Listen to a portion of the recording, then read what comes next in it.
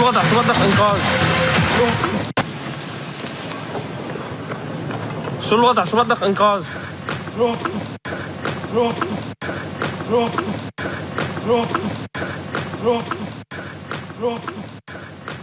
Ti pesavano e ti dicevano welcome to Israel.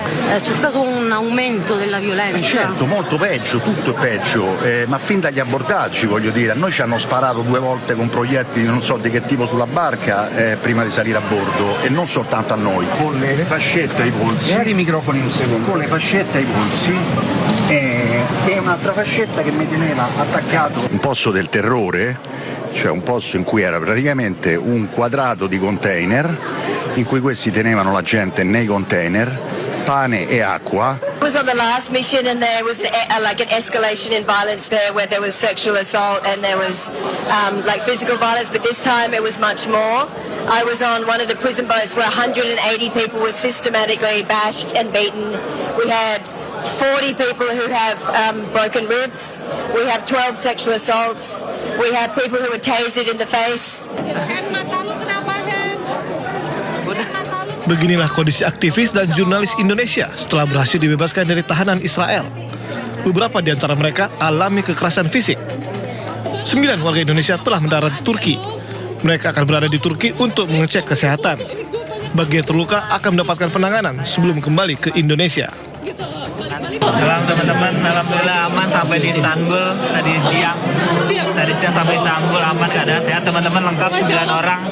Ada sayang sama Mas Ronggo. Alhamdulillah, makasih banyak. Berkat doa teman-teman juga. Buat nyokap lu. Alhamdulillah. Nyokap lu, Masya Allah banget. Ngomong apa gitu? Udah, yang penting selamat, doanya aja, terima kasih semua doanya. Dan terus tetap suarakan Palestina. Siap. Meski mendapatkan sejumlah penganiayaan, namun aktivis dan jurnalis ini meminta untuk tetap berjuang atas kebebasan negara Palestina. Ya alhamdulillah sekarang kita lagi ini medical check up ya, tadi habis ngambil darah terus kita mau konsultasi, soalnya nih saya mengalami beberapa kekerasan di pundak sampai mungkin 3-4 kali di bagian depan, di belakang juga saya diinjek dan terakhir disetrum. Ya Allah, serius? Iya, sampai disetrum.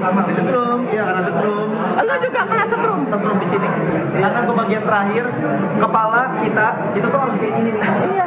Ya, udah nggak kuat. Udah. Jangan aneh-aneh dulu, Andre. Udah nggak kuat. Jadi sekarang nih saya kalau batuk sakit sini, ketarik tuh, kalau angkat tangan tuh ketarik. Mudah-mudahan sih nggak apa-apa ya. Kita periksa di sini, kalau nanti di sini sekiranya harus ada pemeriksaan lanjutan ya kita di rumah sakit Indonesia lah. Siap. Harus semangat pejuang. Lagi. Masya Allah. 9 WNI yang tergabung dalam misi kemanusiaan global Sumut Flotilla yang ditangkap Israel telah dibebaskan, dan salah satu dari 9 WNI tersebut ada jurnalis bernama Rahendro Herubowo atau biasa disapa dengan sapaan Mas Hendro, dan saat ini juga telah dibebaskan. Saat ini saya sedang bersama ibunda dari Mas Heru. Kita akan bertanya apakah sudah komunikasi atau belum dengan Mas Heru dan dengan Oma Erlina ya Oma ya. Ya, selamat sore Oma. Selamat sore. Ya, Oma, ini kan Mas Heru sudah dibebaskan ya oleh tentara Israel. Apakah Oma sudah berkomunikasi dengan Mas Heru? Sudah, tadi pagi Mas Heru video call sama Oma. Bilang, Oma saya nggak apa-apa, tenang aja Mami, kata gitu. Sehat ya, gitu katanya. Oke. Nah ini kan kemarin kan sempat beredar bahwa ada siksaan ya dari tentara Israel seperti itu. Nah, kondisi Mas Heru sendiri seperti apa, Oma? Katanya badannya ini tangan diangkat sakit. Udah gitu kalau batuk di sini sakit, di tulang dekat sini dekat dada itu sakit. Udah gitu kalau batuk sakit, tangan diangkat sakit, katanya badannya pada memar. Belakang soalnya katanya di apa namanya diinjak belakangnya. Diinjak belakangnya. Oke, baik Oma. Terima kasih Oma ya. Saya selalu Oma yang sabar. Ya pemirsa, kita baru saja mendengarkan pembicaraan kita bersama ibunda dari Mas Heru, dan diharapkan pemerintah untuk tetap selalu menjaga keselamatan terutama 9 WNI yang telah dibebaskan setelah ditangkapnya oleh tentara Israel. Dari Jakarta, Ismalia Pandu Priyo Aji iNews melaporkan.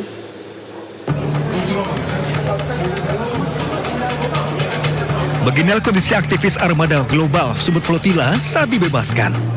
Banyak di antaranya yang terluka dan mendapatkan kekerasan fisik selama ditahan Israel. Kondisi penjara Ketziot yang penuh sesak membuat kondisi sejumlah tahanan pun memburuk.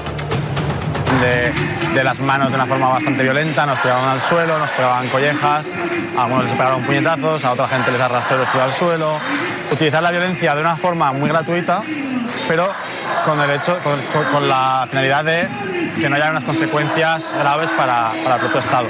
Eso no quiere decir que en nuestros ojos veíamos estas ganas de matar-nos que tenien, la verdad. Tenien tancades unes 36 hores als camarots i bàsicament quan vam arribar unes imatges similars a les que ha publicat avui Ben Gvir amb la idea de buscar humiliar-nos, segurament escarmentar-nos i posar la por, que és un dels objectius de la repressió de qualsevol estat. Evidentíssimament també passava pel cap de que si nosaltres ens fèiem això. Tindakan Israel ini memicu reaksi keras dunia internasional. Mereka meminta Israel ditindak karena telah menculik 430 aktivis dan jurnalis lebih dari 40 negara di perairan internasional. Mereka juga menyoroti kekerasan yang diduga dialami para tahanan ini.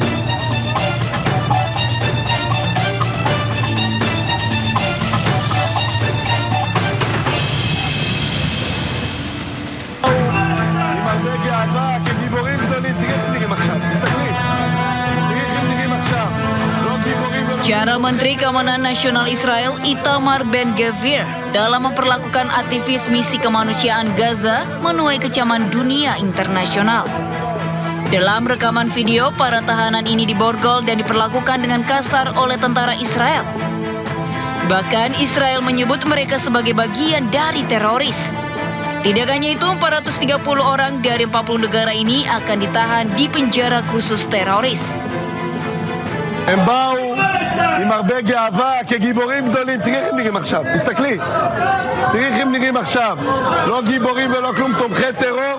אני אומר לראש הממשלה נתניהו, תן לי אותם לעוד הרבה זמן, תן לנו אותם בבתי הכלא של המחבלים, ככה זה צריך להיראות. Aksi Israel ini memicu reaksi internasional. Italia memanggil duta besar Israel dan memprotes perlakuan kepada aktivis yang juga warga negaranya. Irlandia, Spanyol, Turki, dan Indonesia juga mengkritik keras dan menyerukan pembebasan para aktivis.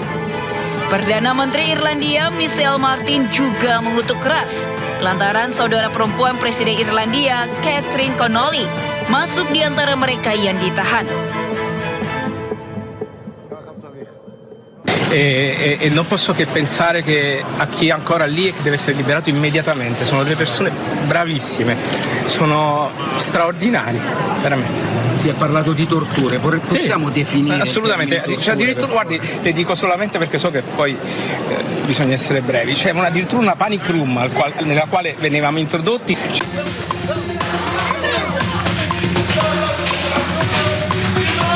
Para pemukim Zionis Israel membakar rumah warga Palestina di Masa Feriata, tepi barat. Dalam serangan ini, para pemukim Zionis Israel memotong teralis besi jendela agar bisa menyiram rumah tersebut dengan bensin.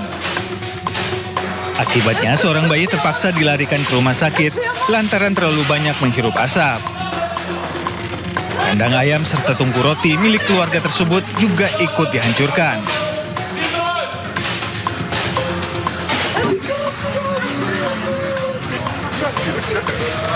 Selain mengusir dan membakar rumah warga, pemukim Israel juga menyerang supir truk yang tengah mengangkut bantuan kemanusiaan.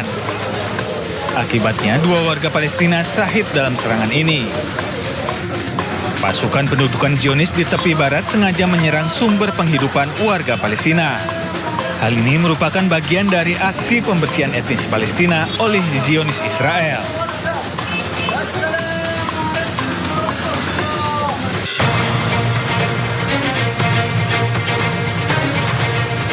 Seorang bocah laki-laki korban serangan rudal Tomahawk Amerika Serikat di kota Minab, Iran, diajak menaiki pesawat oleh salah satu maskapai pesawat.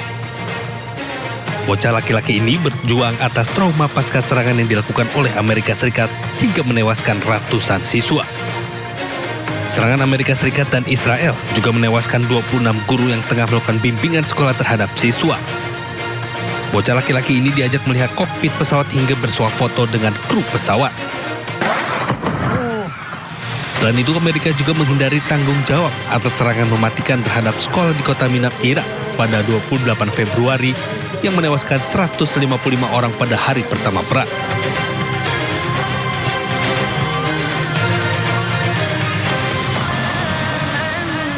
The United States does not deliberately target us. Got that part. Period. Full stop. And nor are the Iranian people our enemy. The IRGC is the adversary in this case. I heard that in your opening statement, Admiral. I asked you a very specific question, and I'm curious what the answer is. So the investigation is ongoing. As soon as it is complete, I'm happy to be as transparent as possible. We will not take responsibility for something we very obviously did. And what, sir, it's a complex investigation. The school itself is located on an active IRGC cruise missile base. Absolutely. It's more complex than the average strike. As soon as we're complete, I'm fully committed to transparency, given your important oversight role and the other members here.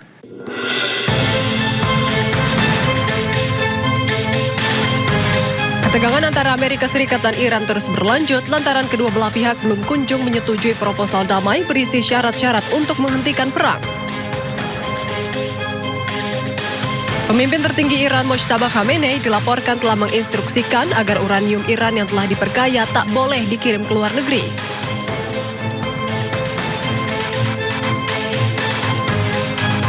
Khamenei dan para pemimpin Iran yakin bahwa pengiriman uranium ke luar negeri hanya akan membuat Iran lebih rentan terhadap serangan AS dan Israel di masa depan. Hal tersebut dikatakan saat negosiasi antara AS dan Iran tengah diperjuangkan para mediator. Sedangkan salah satu syarat utama damai dari Amerika Serikat menuntut agar seluruh stok uranium Iran diserahkan atau dipindahkan ke luar wilayah negara tersebut. Dengan adanya pertentangan terkait syarat utama dari kedua belah pihak, apakah penghentian konflik di Timur Tengah semakin sulit tercapai?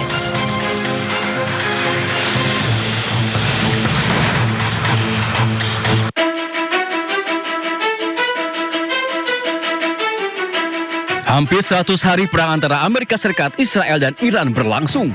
Salah satu pemicunya adalah keinginan Amerika Serikat dan Israel menguasai uranium yang dimiliki Iran. Uranium adalah logam berat sumber energi. 1 kg uranium setara 3.000 ton batu bara. Sebagai negara dengan kekayaan alam yang melimpah, Iran diketahui memiliki cadangan uranium yang telah diperkaya hingga 60%. Level ini dianggap sangat sensitif, mendekati level 90% atau level tingkat senjata berbahaya. Tidak heran jika Amerika Serikat dan Israel berambisi menguasai uranium Iran. Sebagai sumber energi super besar, uranium memiliki banyak manfaat. Kegunaan uranium paling utama adalah sebagai bahan bakar reaktor nuklir dan pembangkit listrik tenaga nuklir. Reaktor nuklir dapat menghasilkan energi listrik super tinggi. Uranium juga digunakan sebagai bahan baku pembuatan bom nuklir. Senjata nuklir berdampak radiasi mematikan bagi makhluk hidup. Uranium juga digunakan untuk pembuatan kapal selam hingga kapal perang. Tidak hanya untuk keperluan perang, uranium digunakan untuk keperluan medis. Uranium menghasilkan sumber energi yang diperlukan untuk berbagai prosedur medis. Selain itu, uranium juga bermanfaat bagi industri energi hingga penelitian. Saking banyaknya manfaat uranium, tak heran negara-negara berkembang mengolah uranium hingga mencari incaran dunia. Salah satunya Amerika Serikat dan Israel. Perang Amerika Serikat, Israel, dan Iran sudah berlangsung sejak akhir Februari. Berbagai perundingan sudah dilakukan, namun hingga kini belum juga menemukan titik temu.